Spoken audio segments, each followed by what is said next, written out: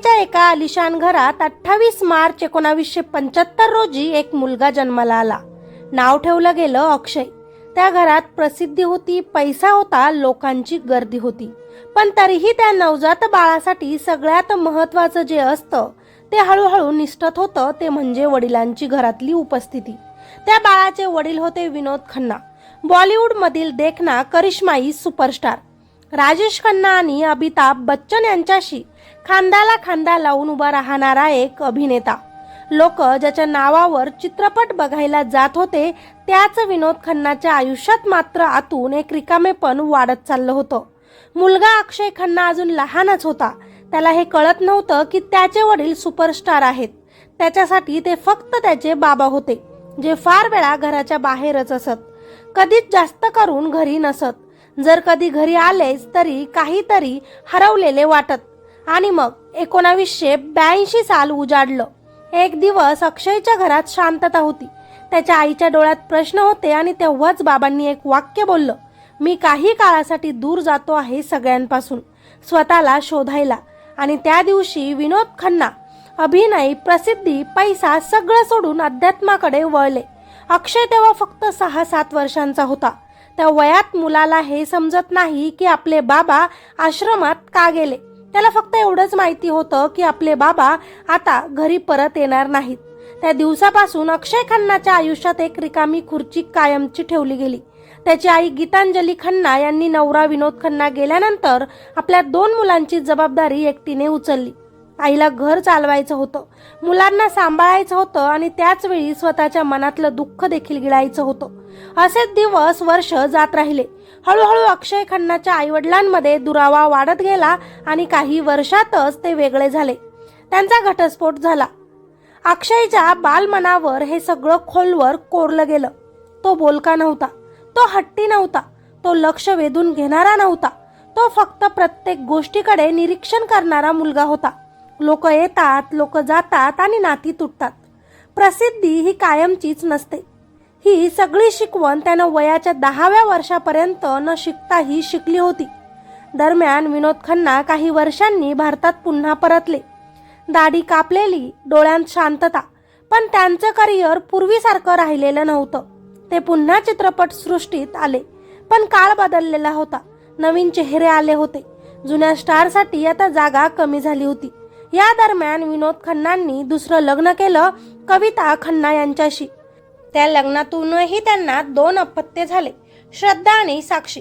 आई वडिलांचा घटस्फोट आणि पुढे वडिलांचं दुसरं लग्न हे सगळं एका लहान मुलासाठी मोठं मानसिक धक्का होतं. त्याचे बाबा परतले होते, पण वेगळ्या आयुष्यासह, वेगळ्या कुटुंबासह. तो हे स्वीकार करत राहिला, कारण त्याला विरोध करायची सवयच नव्हती. पण त्यानंतर अक्षय खन्ना फार शांत आणि अंतर्मुख झाला. तो नात्यांबाबत अति काळजी घेणारा मुलगा बनला. आईवडिलांच्या दुराव्यामुळे लग्नाबाबत भीती त्याच्या मनात बसली. त्याच्या आयुष्यात जे काही त्यानं पाहिलं त्यामुळे तो नात्यांबद्दल फारच विचार करायला लागला. वडिलांना अभिनयात परतताना पाहून अक्षयच्या मनात एक विचार आला, कदाचित हेच माझं जग आहे. आणि त्यानंतर त्यानं अभिनय शिकला, ऑडिशन्स दिली आणि शेवटी त्यानं इंडस्ट्रीमध्ये पदार्पण केलं. त्याचा पहिला चित्रपट आला, पण प्रेक्षकांनी त्याच्यावर सुपरस्टारचा मुलगा हा शिक्का लावला. लोक म्हणाले हा विनोद खन्नाचा मुलगा आहे, म्हणून त्याला संधी मिळाली. त्याचे चित्रपट येत होते, ते चालले सुद्धा. पण अक्षय कधीच स्टार झाला नाही. तो हिरो होता, पण गर्दी वेडावून टाकणारा हिरो नव्हता. हळूहळू त्याला side hero, grey shade, negative roles मिळायला लागले आणि तो सुद्धा ते रोल्स स्वीकारत गेला. कारण त्याला माहिती होतं, आपण चमकण्यासाठी नाही तर टिकण्यासाठी आलो आहोत. सुरुवातीला त्यांच्या बाप लेकांच्या नात्यात दुरावा होता, पण मोठा झाल्यानंतर अक्षय खन्ना आणि विनोद खन्ना यांचं नातं पुन्हा सुधारलं.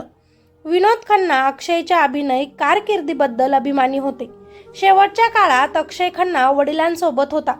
विनोद खन्नाचा निर्णय स्वतःसाठी आध्यात्मिक होता, पण त्याची किंमत त्यांच्या मुलांना भावनिकदृष्ट्या मोजावी लागली. आणि त्याच वेळी अक्षयच्या वैयक्तिक आयुष्यात एक गोष्ट ठाम झाली, तो लग्न करणार नव्हता. कारण त्यानं खूप जवळून पाहिलं होतं आपल्या आई वडिलांचं तुटलेलं नातं, 2 घरात विभागलेली मुलं आणि शांतपणे सहन केलेली वेदना. तो म्हणायचा नाही, पण त्याच्या शांततेत एक भीती होती. मी कुणालाही असंच दुखावणार नाही. वर्ष जात गेली. विनोद खन्ना आजारी पडले, कॅन्सरशी झुंज दिली आणि 2017 मध्ये ते देवाघरी निघून गेले. त्या दिवशी अक्षय खन्ना फक्त एक अभिनेता नव्हता, तर तो एक मुलगा सुद्धा होता, ज्याला शेवटी वाटलं आज माझा बाबा कायमचा गेला. आणि मी त्यांना कधीच सांगू शकलो नाही की मी ठीक आहे या इंडस्ट्रीमध्ये. बाबा गेल्यानंतर काही वर्ष अक्षय अजूनच शांत झाला आणि काम करत राहिला, पण प्रसिद्धी दूरच होती. मग हळूहळू बदल घडू लागला. त्याला दृश्यम 2, सेक्शन 375, छावासारख्या चित्रपटांतून संधी मिळाली. छावामध्ये त्याने साकारलेला औरंगजेब, थंड, क्रूर, बुद्धिमान, त्याचा रोल पाहून लोक थक्क झाले. अक्षय खन्ना आज एक उत्कृष्ट अभिनेता आहे, पण वैयक्तिक आयुष्यात फार सावध आणि आजही एकटा आहे. पण त्याने तरी मेहनत सोडली नाही. लग्न केलं नाही, पण तो बिझनेस करत राहिला, मोठा होत राहिला आणि सगळं करूनही तो इंडस्ट्रीमध्ये आपला बेस्ट अभिनय देत राहिला. आणि मग आला त्याचा धुरंधर या चित्रपटात अक्षय खन्नाने जे केलं ते कुणालाच अपेक्षित नव्हतं. भूमिकेसाठी त्यानं स्वतःला पूर्ण झोकून दिलं. असंही म्हटलं गेलं की काही प्रसंगांमध्ये त्यानं स्वतः कोरिओग्राफीवर काम केलं, स्वतः डान्स केला, जो प्रचंडपणे व्हायरल झाला. त्याचा वावर, त्याची नजर, त्याचा आत्मविश्वास सगळंच या चित्रपटात वेगळं होतं. आणि हे सगळं पाहून एकाएकी सोशल मीडियावर एकच नाव सर्वत्र घुमू लागलं, ते म्हणजे अक्षय खन्ना. जो कधी फ्लॉप हिरो म्हणून ओळखला जात होता, तो आज पॉवरफुल परफॉर्मर म्हणून ओळखला जाऊ लागला. पण त्या आनंदातही एक पोकळी होती. आज सगळेच त्याचं नाव घेत आहेत, आज त्याचं सर्वत्र कौतुक होत आहे, पण आज ते पाहायला त्याचे वडील विनोद खन्ना आपल्यात जिवंत नाहीत. आणि कदाचित म्हणूनच अक्षय खन्ना हसत नाही. तो फक्त शांतपणे उभा राहतो, कारण त्याला माहिती आहे प्रसिद्धी उशिरा येऊ शकते, पण बापाचं प्रेम वेळेत नसलं तर ते आयुष्यभर मनात रुतून बसतं.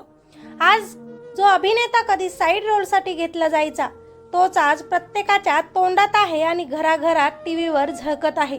आणि कदाचित कुठेतरी वरून त्याचे बाबा पाहतही असतील आणि म्हणत असतील, माझा मुलगा हिरो म्हणून लोकांनी ओळखला नाही, पण आज तो प्रसिद्ध कलाकार आहे.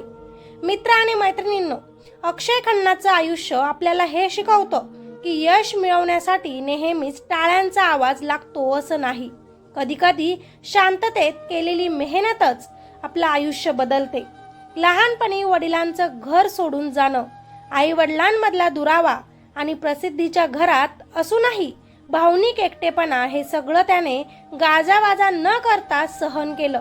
तो कधीच आक्रमक झाला नाही, कधीच ओरडून स्वतःची जागा मागितली नाही, पण जे काम हातात आलं ते प्रामाणिकपणे आणि पूर्ण ताकदीनं त्यानं केलं.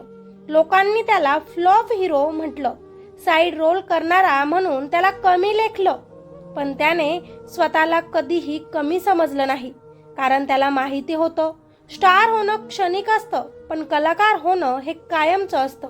त्याने लग्न केलं नाही, कारण त्याला नात्यांपेक्षा माणसांची मनं तोडायची नव्हती.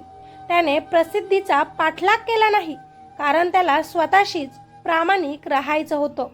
आणि आज ज्या वयात अनेक कलाकार विस्मरणात जातात, त्या वयात अक्षय खन्ना पुन्हा उभा आहे आपल्या अभिनयाच्या ताकदीवर. आज त्याचं नाव लोक घेत आहेत, पण त्यानं कधीच आवाज वाढवला नाही. त्याने वेळेवर उत्तर दिलं आपल्या कामातून. अक्षय खन्ना आपल्याला सांगतो, जर आज तुझं नाव कोणाच्या तोंडात नसेल तर तू काळजी करू नकोस. तू स्वतःच्या कामात प्रामाणिक राहिलास तर उद्या पूर्ण जग तुला ओळखेल. ज्यांनी संयम सोडला नाही त्यांचं यश उशिराच येतं, पण ते खोलवर ठसतं. हे मात्र खरं.